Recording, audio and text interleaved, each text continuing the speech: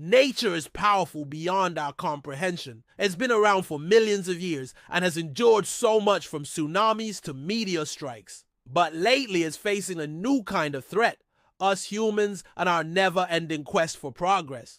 We've dumped so much garbage into the environment that there are places on Earth that haven't been touched by human hands for hundreds of years. And yet somehow they still bear the scars of our carelessness. But what if nature had enough of our crap? What if Mother Nature decided she'd had enough of our plastic in the ocean, our chemicals in the water, our fumes in the air? What if she fought back? Would we even stand a chance against the wrath of a vengeful nature? Let's find out.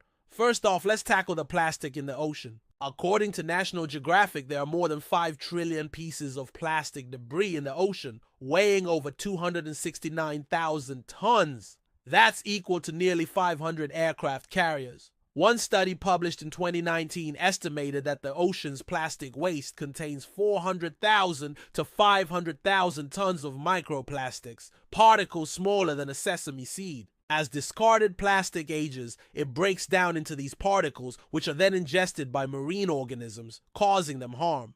Studies have shown that these plastics can cause physical damage to the digestive system, impairing feeding and causing starvation. They can also leach out harmful chemicals that disrupt the endocrine system and reproductive health. If nature were to fight back, it might start by turning the tables on plastic. Imagine jellyfish that instead of drifting aimlessly in the currents, actively seek out and consume plastic particles. Perhaps evolve in the ability to break down the polymers that make up plastic, rendering them harmless. Or think of coral reefs that instead of passively accumulating plastic waste in their tissues, could actively expel it, expelling the waste from their systems and transforming it into non-toxic substances. The ocean itself could rise in defense, forming massive whirlpools and currents that would suck up all the floating plastic, transporting it to designated areas for easy collection and recycling. Then there's the problem of chemicals in the water.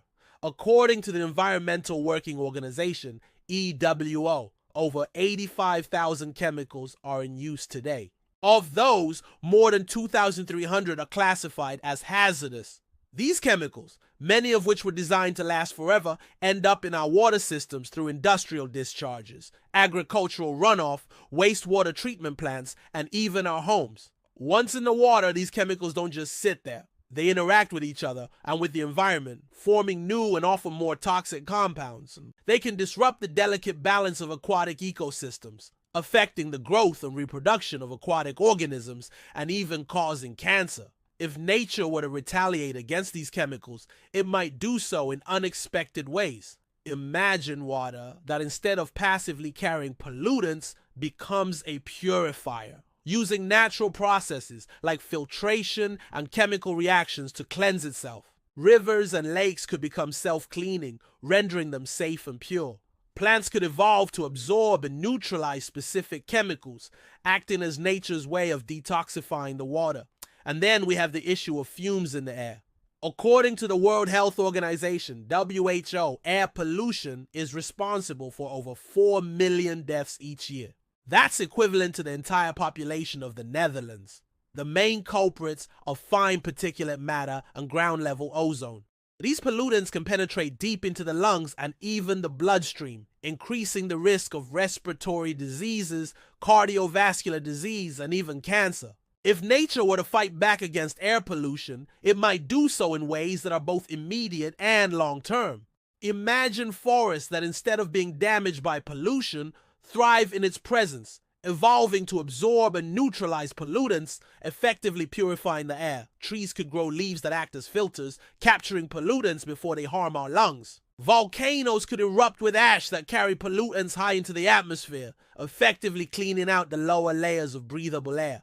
In the face of such a powerful Mother Nature, we'd be in trouble. Our cities and industries, built as they are on the exploitation and abuse of natural resources, would be the first to suffer.